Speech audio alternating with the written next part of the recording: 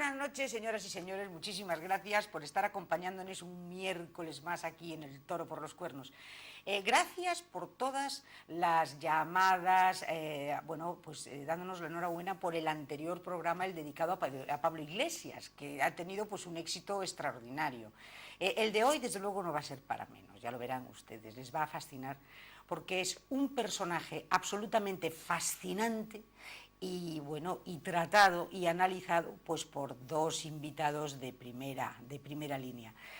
Yo se lo comentaba antes a ellos, qué pena tan grande que no existan hoy, con esta mediocridad tan tremenda que tenemos en nuestra política, personas de la categoría, de la clase, de la preparación, hombres de Estado como nada menos que José Canalejas. José Canalejas, que aquí en Ferrol empezaron llamándole Pepito Canalejas, pero fíjense ustedes, de Pepito Canalejas, ¿a dónde llegó? Invitados de esta noche, Eva Ocampo. Eva, muchísimas gracias por estar aquí. Eva es catedrática de literatura y tiene unos estudios sobre Canalejas impactantes, Eva. Bueno, hice algunas incursiones en la vida de Canalejas, pero siempre viéndolo desde el prisma de su personalidad, de su vida personal, más que política, y después también siempre viéndolo en un contexto de influencias que le sirvieron a él, pero también nos sirvieron a todos los españoles de aquella época, para pensar de una determinada manera.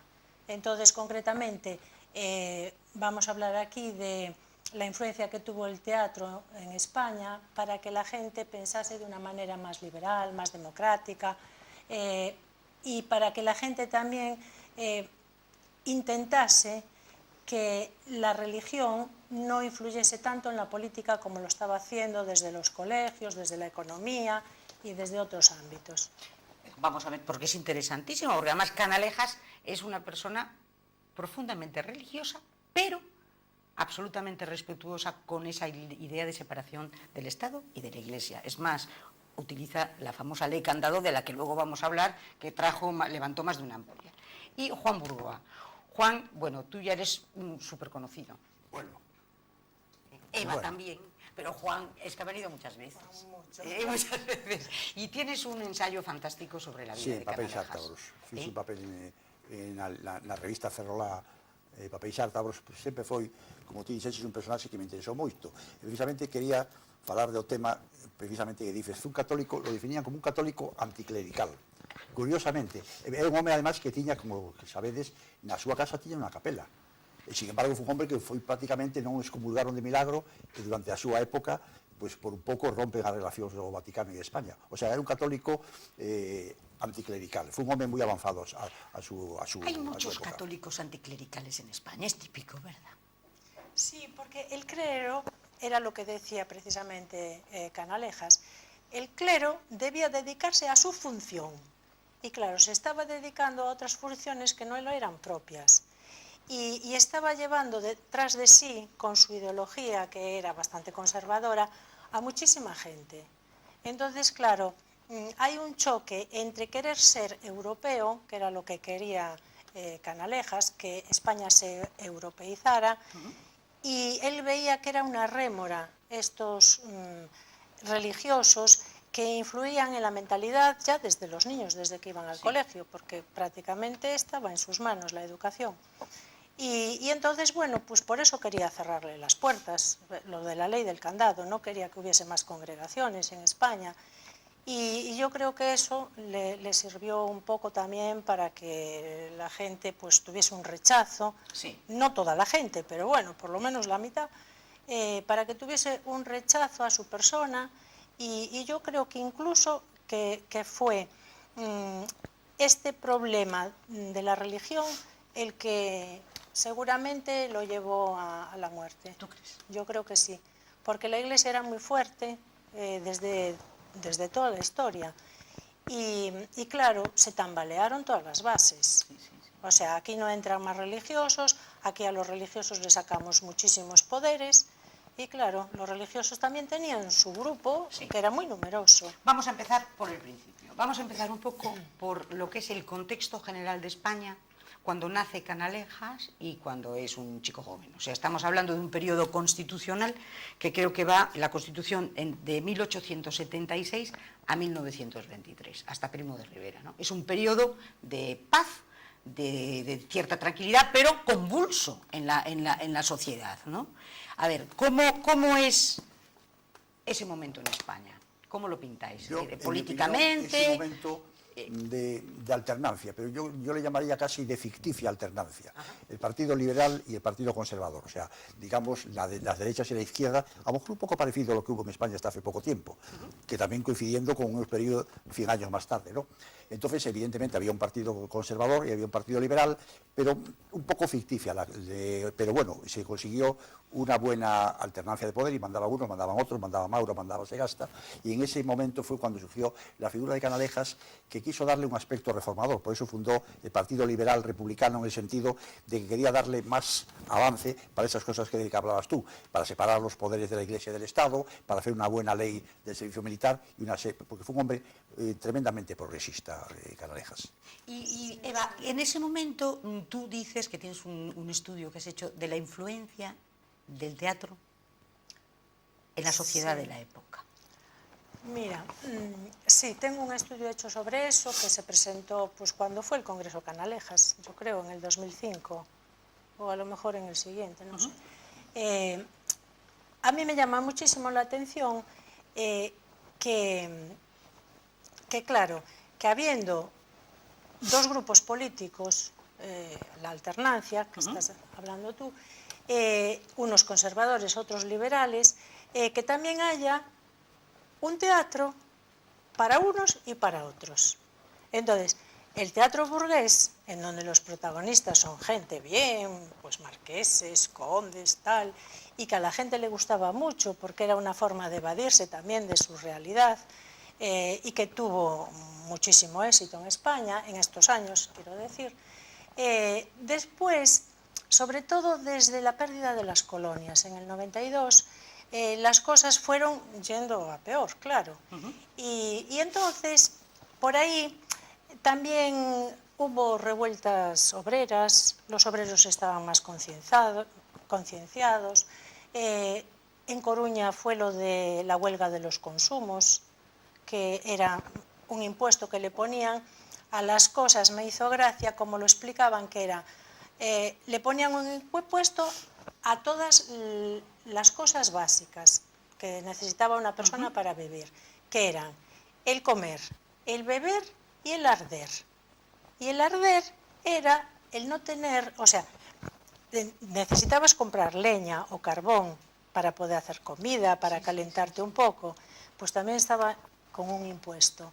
Con lo cual la gente se moría de frío, la gente que no tenía posibles. Hemos recordado los consumeros, y perdón que te interrumpa, aquí en España los consumeros, aquí en el Puente de las Cabras, yo de pequeño, que vivía allí cerca, estaban los consumeros, que era precisamente el impuesto al consumo. Eran los que vigilaban que la leche que entraba, y no sé qué tal, le ponían ese impuesto, por eso las lecheras daban vuelta por detrás. Eso que se llamaba el fielato. El fielato, sí. Y los guardias de la leche, que eran aquellos que andaban con una especie de densímetro para ver si la leche tenía agua o no tenía agua y tal. Eso fue una época de la posguerra, que algún día habrá que hablar de ella, la carne, todo. La compraban fuera y al pasar el fielato, bueno, mi madre contaba lo que contaba mi abuela, que se la ponían por toda la cintura, tapada, parecía que estaban en estado, y venían con carne, pues para no pagar el impuesto. Claro. Pero ese impuesto lo teníamos allí, o sea, la situación era una situación complicada. ¿Cómo era en aquella época? ¿La gente podía votar o no? ¿O la gente no votaba, no había el sufragio universal? Por supuesto, las mujeres no pero tampoco, porque era censal, ¿no? Era censal, sí. Censal. Yo creo que había limitaciones. Yo no conozco muy bien el tema.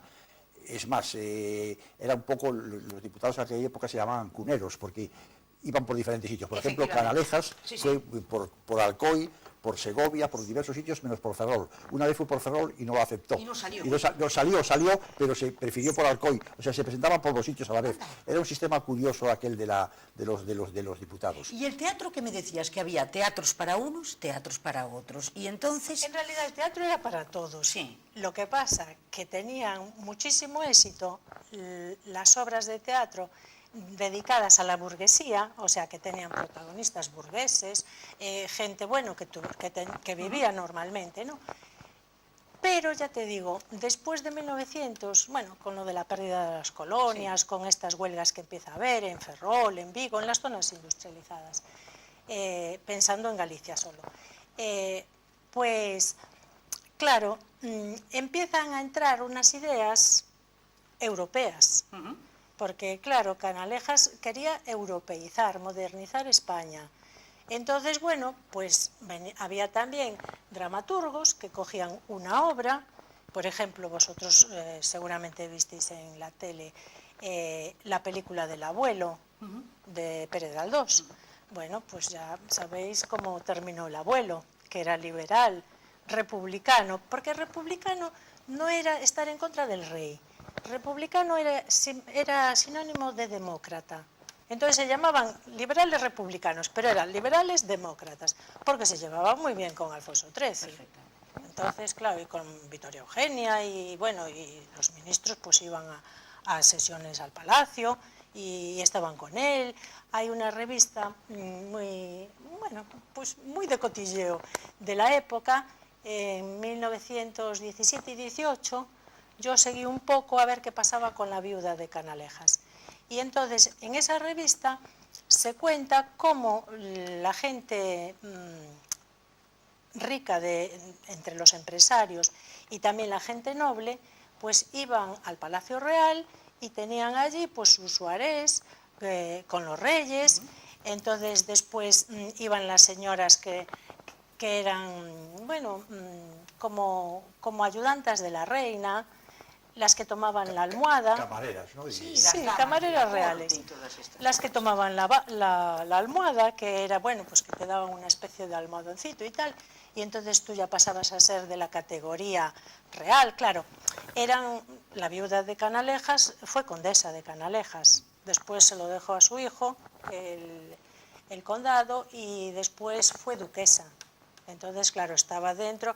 Las condesas son ya de un grado mayor, son de la, ¿cómo se llama?, de Grandes de España. Sí, porque el título de Canalejas es con grandeza de España. Sí, con grandeza de España. Lo que pasa que vamos a hablar luego de la mujer de Canalejas, de la segunda mujer de Canalejas, sí, porque la cosa tuvo mandanga ahí en el Madrid de la época. Sí, pero pobre. Si quiere, ¿verdad? Ahí tuvo lío. Pobre, pero que no sabe si es pobre o si es lista. Sí, pero no ahí les dejamos. ¿Qué pasó con la segunda mujer de Canalejas? Ya verán ustedes lo que nos va a contar Eva. Pero ahora tenemos a nuestro Pepito Canalejas, que es Pepito, y nace en Ferrol. Y nace en Ferrol, y hay una partida de bautismo que nace en Ferrol y lo bautizan en San Francisco. Sí, pero realmente estuvo 2 años nada más. El padre es curioso que el padre había diseñado aquí, había venido diseñado como ingeniero a la Bazán o el Arsenal, como director de la Escuela de Maquinistas de la Armada. Y además fundó un periódico aquí en Ferrol que se llama El Eco Ferrolano. ¿De maquinistas o de ingenieros de la Armada? Primero de ingenieros y luego después de maquinistas. O sea, que esa escuela evolucionó, pero yo creo que él ya fue de maquinistas, me da la impresión. Pero bueno, él vino aquí destinado, pero bueno, estuvo poco tiempo porque ya digo que Canalejas, el pequeño, cumplió aquí 2 años y a los 2 años se fue ya para Madrid. Pero el padre también debía tener ciertas ínfulas intelectuales porque fundó aquí un periódico, el Eco Ferrolano. O sea que realmente la estancia en Canalejas de Ferrol, aparte de las 2 estancias que vino aquí de visita, fue hasta los 2 años. Oye, nada más. Y digo yo una cosa, y si se va a los 2 años, yo entonces estoy muy mal informada, pero yo creía que él había escrito algunos artículos en alguna revista y que tenía un seudónimo que se llamaba El Cantor de Mugardos. Sí, él lo utilizó, pero ya con...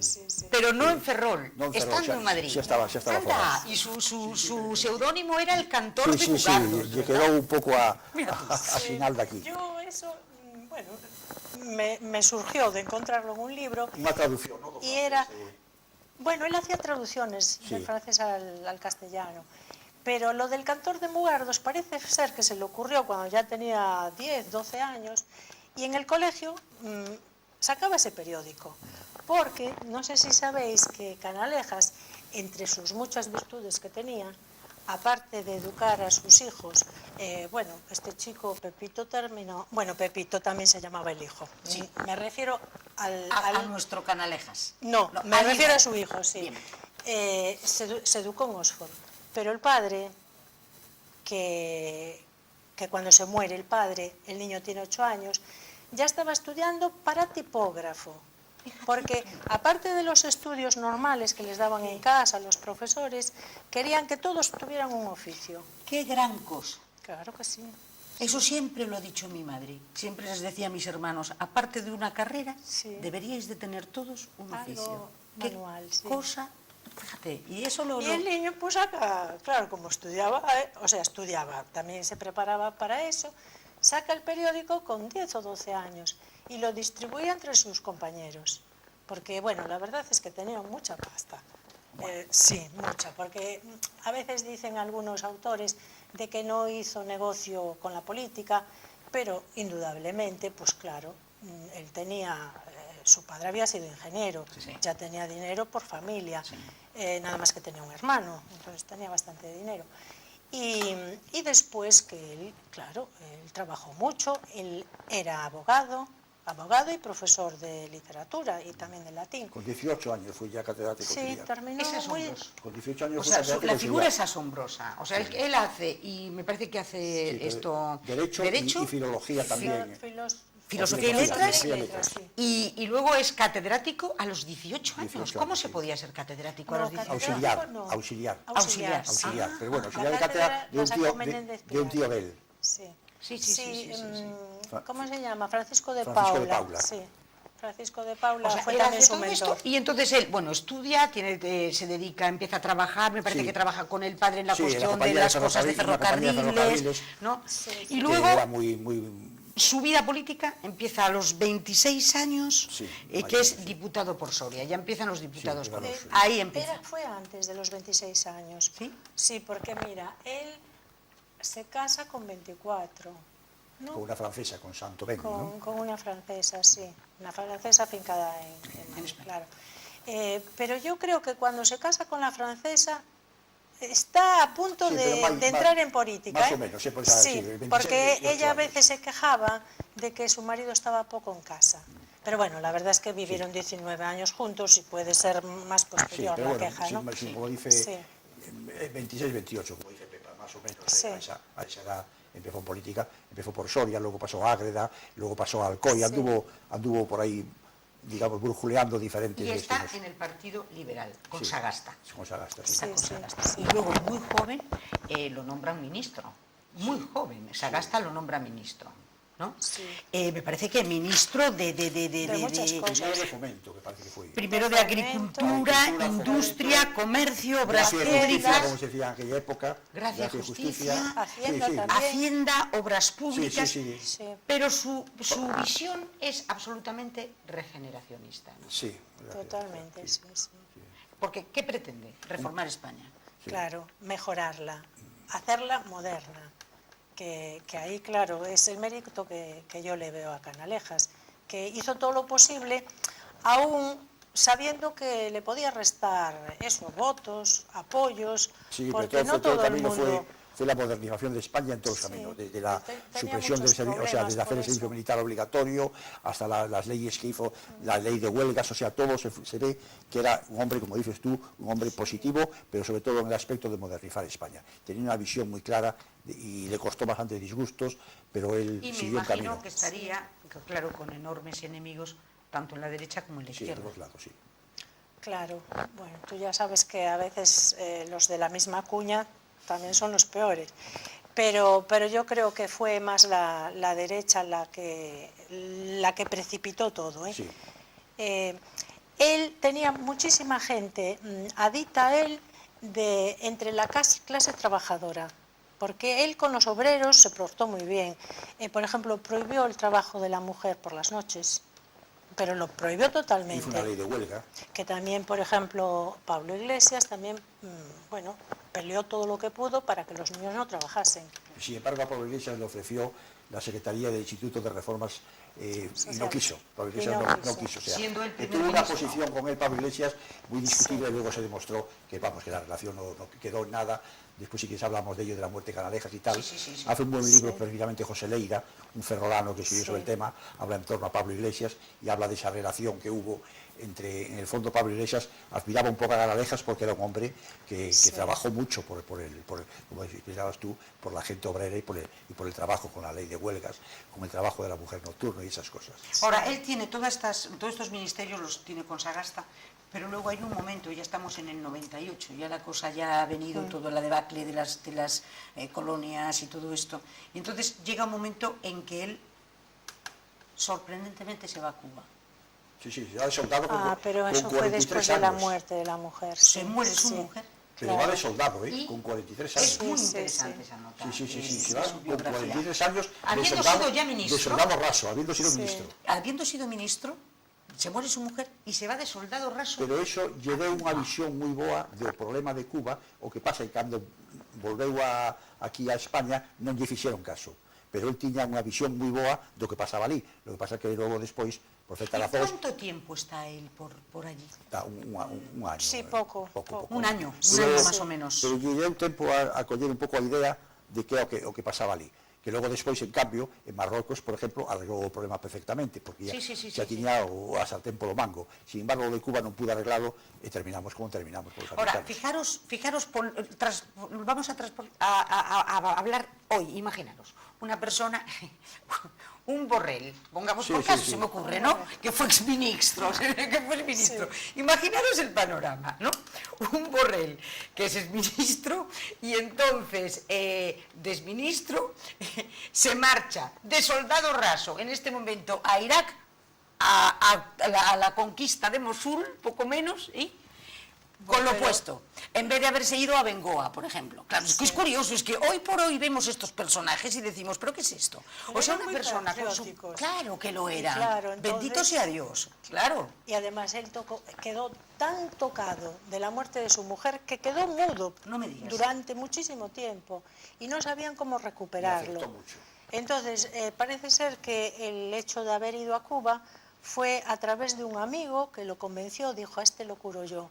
Le curo toda la tristeza que tiene, y entonces lo convenció para que se fuese a Cuba, para luchar por la patria, por nosotros, claro, y entonces fue allí, y efectivamente, te meten en un conflicto, tienes que estar pendiente de todo, y se olvidó del problema que tenía, y se vino más contento, o sea, tan pronto llega de Cuba, es cuando empieza ya a moverse muchísimo, y es el momento, Eva, en el que rompe con Sagasta y crea el Partido Liberal, el propiamente el suyo.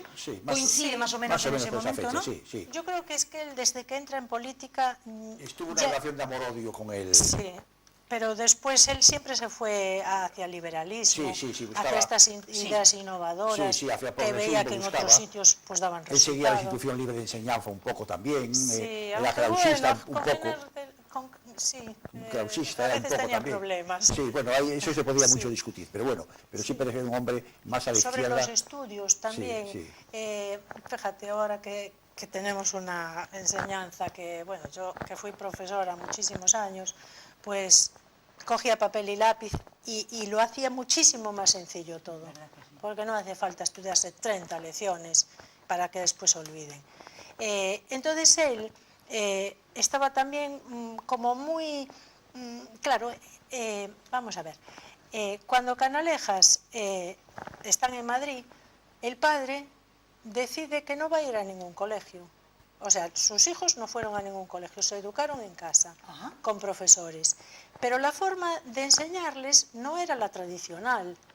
Estudiaban latín como una especie de juego con el maestro que tenían. Y después, ya te digo, y después tocaba, por ejemplo, hacer un periódico. Y entonces aprendían cómo se ponían las letras, tal. Después escribía, y por eso yo creo que a este señor pues le gustó escribir y sacó pues una teoría de la literatura latina, que bueno, que se usaba mucho tiempo, se usó en España. Entonces, claro, era lo que, por ejemplo, los profesores tenemos como ideal, que el alumno aprenda cosas, pero que no sea todo memorizar, nombres, biografías, obras de literatura, y quien dice pues literatura, pues historia, todo, las listas de los reyes godos, que era lo que se decía, que al final casi todo el mundo se la sabe, que decían, nadie se la sabe, sí que te la sabes. Fíjate, Sí, si se sí, la sí, saben, te la fíjate, sabes, sí. Y las figuras de edición y de pensamiento, de filosofía, Bárbara Celare, Darío Ferio, que no sabes lo que es eso, y te las sabes todas, pero no sabes para qué sirven. Entonces, claro, había que darle una vuelta a todo. Y él intenta hacer una ley de enseñanza, Pues, porque la saca una ley yo de me enseñanza imagino, nueva que pretende, lo que claro, tú dices, un poco aplicar si lo él que quería eso fue para él. sus hijos, también lo querría para los otros. Claro. Porque además era muy caritativo. Y le dolía, por ejemplo, un pobre que estaba en la calle. Bueno, eso está en las memorias de la mujer. Y entonces pasaba de comprar flores en una floristería que era la mejor de Madrid, para regalarle pues a las damas de la corte o a su mujer, a comprar pues unas malvas que vendía una viejecita. Y entonces decía, le voy a dar de ganar todos los días comprándole un ramito de malvas, que estaban medias pochas. O sea, una enorme sensibilidad. Total. Total y absoluta. Claro, o sea, tenía muchas virtudes. Vamos a la persona. publicidad en un momentito y volvemos, pero les voy a hacer una recomendación. ¿Les gusta el boxeo? Algunos sí, ¿verdad? Mucho. Bueno, pues el día 12 de noviembre a las 10 de la noche en el pabellón de la Gándara hay una velada de boxeo a las 10 de la noche y en el pabellón de la Gándara con patrocinada o dirigida o organizada por Boxing Narón. Ya saben ustedes, si les gusta el boxeo, el 12 de noviembre a las 10 de la noche. Vamos a la publicidad y enseguida volvemos.